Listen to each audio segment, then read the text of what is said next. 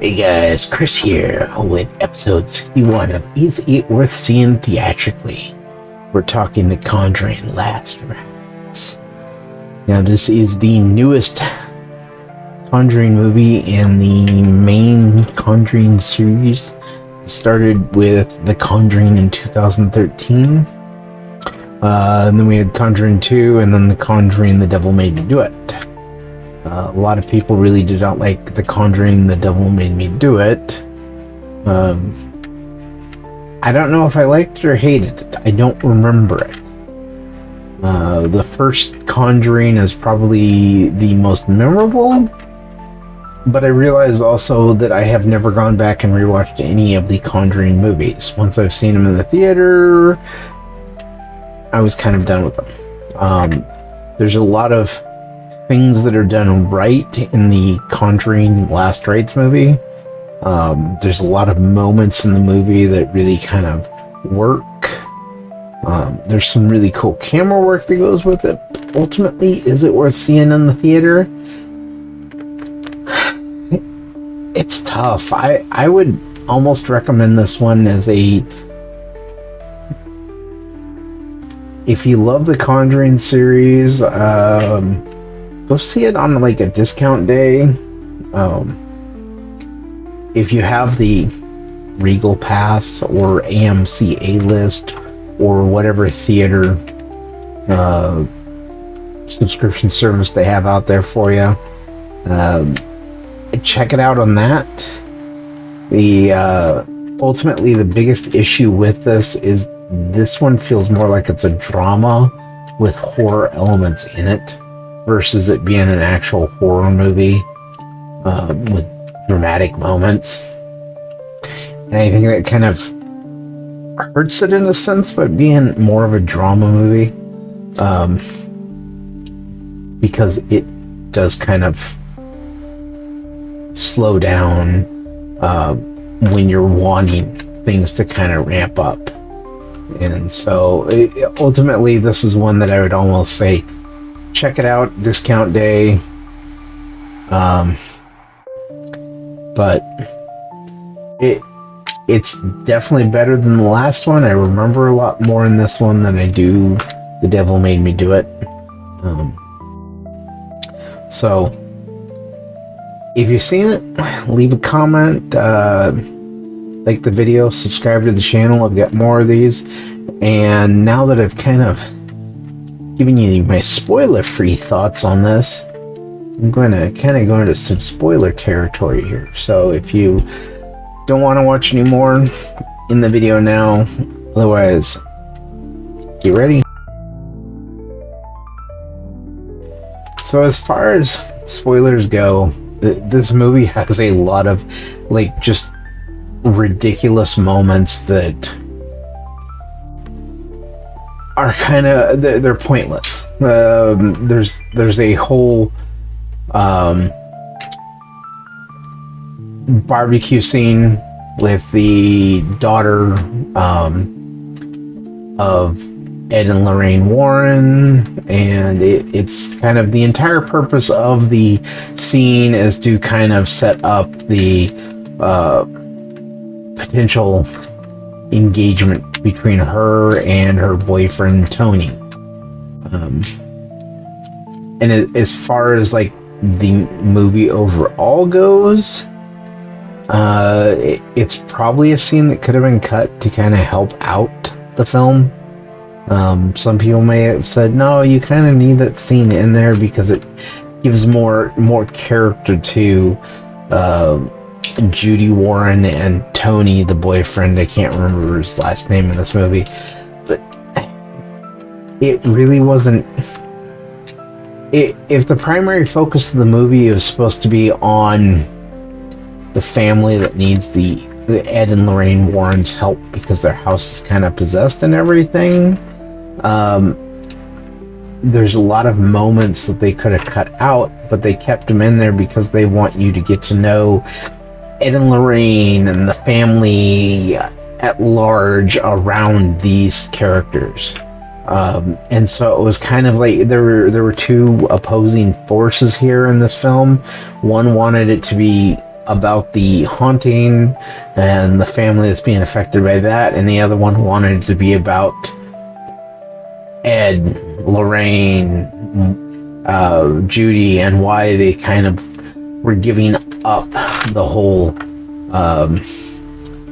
exorcism, paranormal investigation, whatever the case may be, whatever they want to call this. And it kind of makes the movie drag. There's a pretty funny moment in the movie where it's supposed to be police barricades up, and usually when you have police barricades up, the people are outside the barricade. In this case, it was like a police barricades were set up to contain all the looky-loos, the neighbors, everybody, because there was nobody outside of the barricades, outside of Ed and Lorraine Warren and Tony when they show up for that.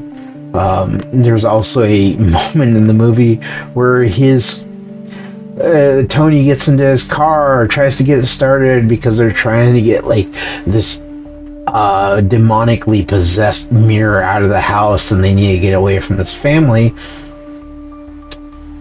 And he's parked the next house over, but once he gets his car started, he has to like step on the gas, floor it, do a U-E, and then he ends up running into the fence. Because he almost hits a ghost that's not there, and it was kind of a moment where it was like, they don't have the mirror down. It's going to take them a while to get the mirror down. You literally could have just like pushed the car over in time, not gotten any accidents or anything. It would have made no difference whatsoever, but they wanted to like create this moment of tension that just instead was kind of goofy and had the entire theater laughing at it because it was kind of a stupid moment. This is also one of those movies that made me realize that anytime there's an emergency involving a baby's coming early, for whatever reason, we go from daytime to immediately it's nighttime, and it's pouring down rain, and there are so many cars on the road that you have to try and avoid driving into these cars. And it's an easy way for these movies to create tension where it probably would have been more tense had it been done during daytime with lots of cars on the road, and not felt out of place. And it kind of did, for me at least. It may not for other people, but it did for me. There is a shot in the movie though that I thought was pretty amazing, and that's when it's obviously a drone shot, but it's done in such a way that the drone is going up to make the rain look like it's coming up as it like goes around the house. It's a pretty cool moment. They also do a wonderful job with like the shadows. There's a lot of the ghost elements in this movie that you can kind of see something in the shadows.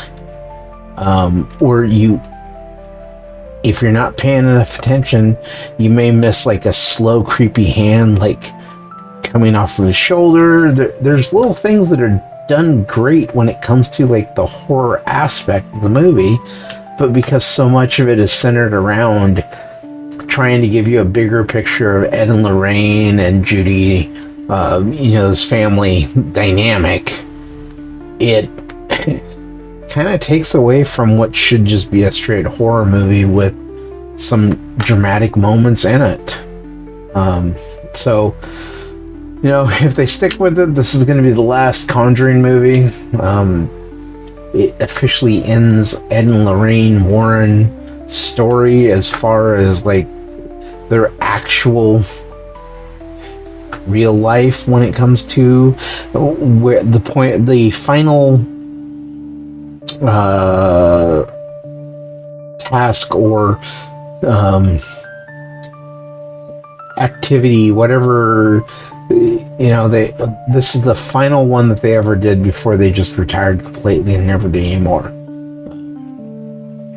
So hopefully it's going to be one of those where they stick with it. This will be the last one. I'm sure with all the stuff that Ed and Lorraine Warren had in their house, supposedly, that was paranormal activity,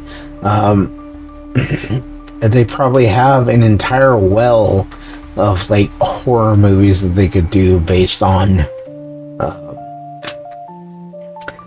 demonic possession and items they found and where they went and everything. It's even possible that they do go back to the well with Ed and Lorraine and find another one of their maybe lesser known cases and try and do it that way. But anyway, this is kind of, at this point, I'm just kind of rambling with Conjuring Last Rites. It wasn't bad. If you enjoyed it, good on you. It may also have been a case where we just ended up with the wrong audience. There was a lot of things that this audience was laughing at that if they're trying to go for a serious tone, it kind of failed with this group of people. So I will catch you on the next one. Have a great day. Bye-bye.